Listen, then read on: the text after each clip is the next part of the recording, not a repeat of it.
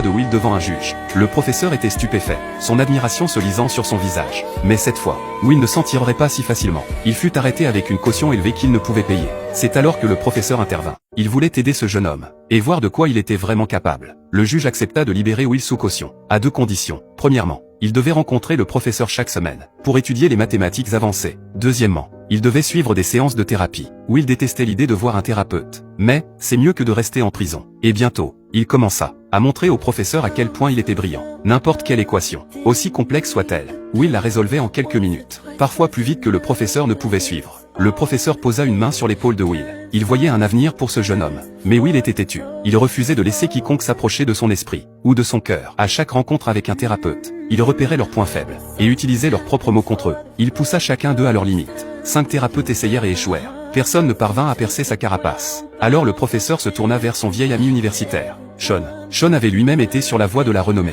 Il aurait pu partager les feux de la rampe avec le professeur, remporter des prix, bâtir une carrière. Mais quelque chose arriva, il tourna le dos à tout cela. Aujourd'hui, il enseigne la psychologie dans un petit collège, vivant tranquillement sa vie.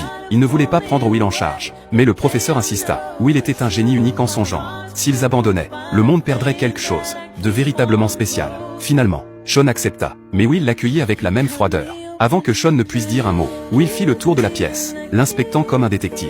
Il critiqua la collection de livres de Sean, disant qu'il avait acheté tous les mauvais ouvrages, qu'il méritait la poubelle. Puis il insulta l'apparence de Sean, lançant des remarques assez dures. Sean resta calme, jusqu'à ce que Will remarque une peinture au mur. C'était l'une des propres œuvres de Sean. Will l'attaqua violemment, disant que les traits étaient brouillons, que les couleurs n'avaient aucun sens, que c'était un fouillis et insignifiant. Un instant, Sean rompit son silence. Il s'approcha, essayant de changer de sujet. Will le perçut. Il sentit l'hésitation de Sean et l'utilisa. Rien qu'avec quelques mots et les détails du tableau, Will devina que c'était un cadeau pour la défunte femme de Sean. Puis il dit, « Vous avez épousé la mauvaise femme. Que s'est-il passé? Elle vous a quitté, n'est-ce pas? » Ça, c'était la limite. Sean explosa. Séance terminée. Il mit Will à la porte. Will était ravi. Il pensait avoir fait fuir un autre thérapeute. Mais ce à quoi il ne s'attendait pas, c'est que Sean se présenta la semaine suivante, prêt à continuer. Une semaine plus tard, ils se retrouvèrent près d'un lac. Will essaya de nouveau de provoquer Sean.